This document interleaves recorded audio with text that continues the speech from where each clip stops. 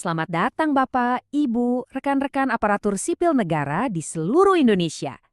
Kita semua punya tantangan yang sama kan? Gimana caranya memberikan layanan publik yang makin cepat, makin prima, tapi di saat yang sama, anggaran yang kita kelola harus super efisien. Nah, dalam beberapa menit ke depan, kita akan bedah bareng-bareng gimana ekonomi cloud bisa jadi jawaban dari tantangan besar ini. Jadi pertanyaan besarnya ya ini bukan lagi sekedar soal beli komputer baru atau nambah server loh. Ini tentang bagaimana kita merombak total cara kita berpikir soal anggaran IT, gimana caranya teknologi ini bisa punya dampak langsung terasa oleh masyarakat lewat layanan yang lebih gesit. Yuk kita gali sama-sama. Oke, ini dia peta perjalanan kita untuk beberapa menit ke depan. Kita mulai dari tantangan yang pasti kita semua hadapi, lalu kita kenalan sama konsep ekonomi cloud. Setelah itu, kita belajar cara ngitung biaya yang benar, masuk ke strategi praktis buat optimasi, dan terakhir, kita bahas soal perencanaan anggaran yang cerdas. Baik, mari kita mulai dari bagian pertama. Kita lihat dulu deh apa sih bedanya cara lama kita mengelola IT dengan pendekatan yang baru, yang jauh lebih lincah. Nah, coba deh kita ingat-ingat. Di sebelah kiri ini, cara lama yang pasti kita familiar banget. Proses pengadaan server yang lelangnya bisa berbulan-bulan. Belanja modal di awal yang angkanya besar sekali. Terus, kalau tiba-tiba ada lonjakan pengguna, misalnya pas pendaftaran CPNS, wah sistemnya langsung lambat karena kapasitasnya ya segitu-gitu aja. Sekarang, bandingkan dengan yang di kanan, dunia cloud. Butuh server baru, hitungan menit bukan bulan. Kapasitas bisa naik turun secara otomatis. Dan yang paling penting, nggak ada lagi belanja modal yang bikin pusing di awal tahun. Sekarang, kita masuk ke jantung solusinya. Ini dia, konsep yang mengubah segalanya. Ekonomi cloud. Prinsipnya itu sederhana banget, Bapak Ibu. Kita hanya bayar untuk apa yang benar-benar kita gunakan. Titik. Biar gampang, bayangkan saja seperti bayar tagihan listrik atau air di kantor. Kita kan nggak pernah beli pembangkit listriknya kan? Kita cuma bayar sesuai pemakaian setiap bulan. Nah, cloud itu persis seperti itu, tapi untuk teknologi. Ini benar-benar mengubah cara kita menyusun anggaran. Yang tadinya masuk ke pos belanja modal atau capex yang besar dan kaku, sekarang jadi belanja operasional atau opex. Jadi lebih fleksibel, lebih terprediksi, dan lebih mudah kita kelola di DIPA kita.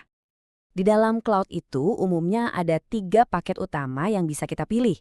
Pertama, pay as you go. Ini yang paling fleksibel. Cocok banget buat proyek-proyek rintisan atau aplikasi yang kita belum yakin bakal seramai apa. Kedua, ada reserved.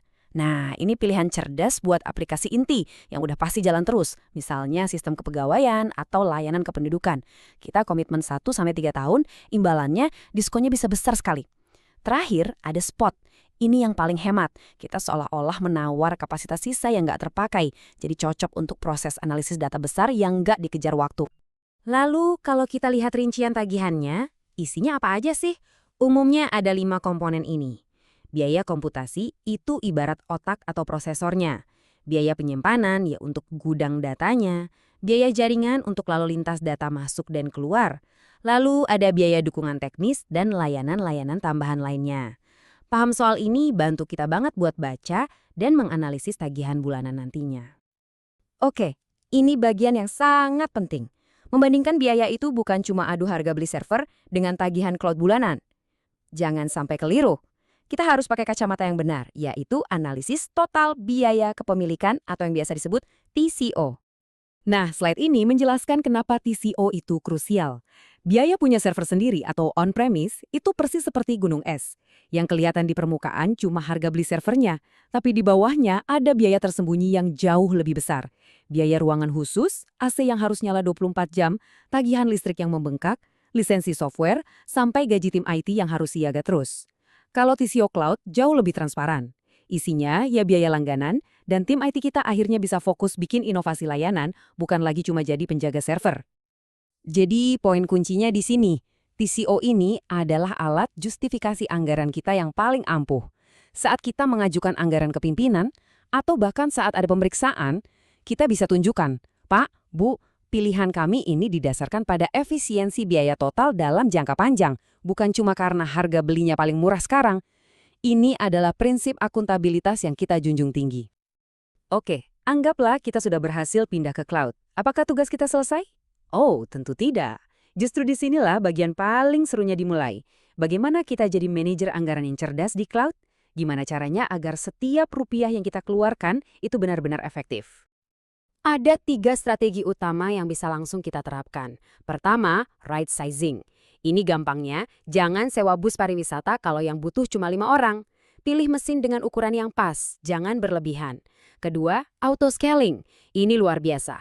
Kita bisa atur sistemnya, jadi pas jam sibuk, kapasitasnya nambah sendiri. Pas malam hari sepi, kapasitasnya ngurangin sendiri. Kita cuma bayar pas rame aja. Ketiga, scheduling. Server untuk tim development atau testing kan nggak perlu nyala 24 jam 7 hari seminggu. Jadwalkan saja untuk mati otomatis di luar jam kerja. Persis seperti mematikan lampu ruangan yang tidak terpakai. Simple tapi dampaknya besar ke penghematan. Dan ini bagian terakhir yang nggak kalah pentingnya. Gimana kita bisa pegang kendali penuh biar nggak ada cerita tagihan bengkak di akhir bulan. Kuncinya adalah perencanaan yang proaktif. Ini beberapa kebiasaan baik yang perlu kita bangun di tim kita. Pertama, sebelum mulai proyek baru, selalu pakai kalkulator harga untuk bikin estimasi. Kedua, pasang budget alert. Jadi kalau pemakaian sudah mencapai 80% dari anggaran, kita semua dapat notifikasi.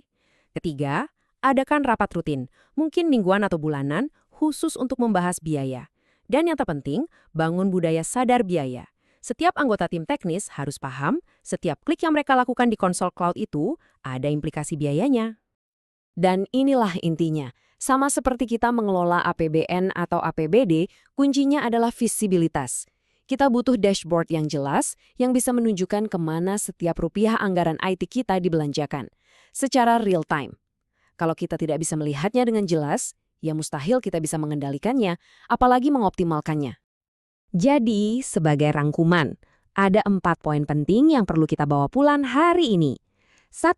Cloud mengubah pola pikir belanja kita dari investasi besar di awal menjadi biaya operasional yang fleksibel.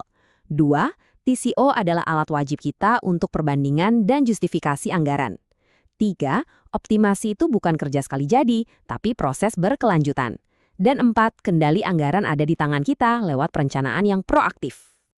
Jadi, pertanyaan penutupnya sekarang bukan lagi apakah kita perlu bertransformasi, tapi kapan kita akan memulainya. Dengan potensi efisiensi dan percepatan layanan yang begitu besar di depan mata, sudah saatnya kita mengambil langkah ini. Mari kita menjadi motor penggerak transformasi digital demi pelayanan publik yang lebih baik lagi. Terima kasih.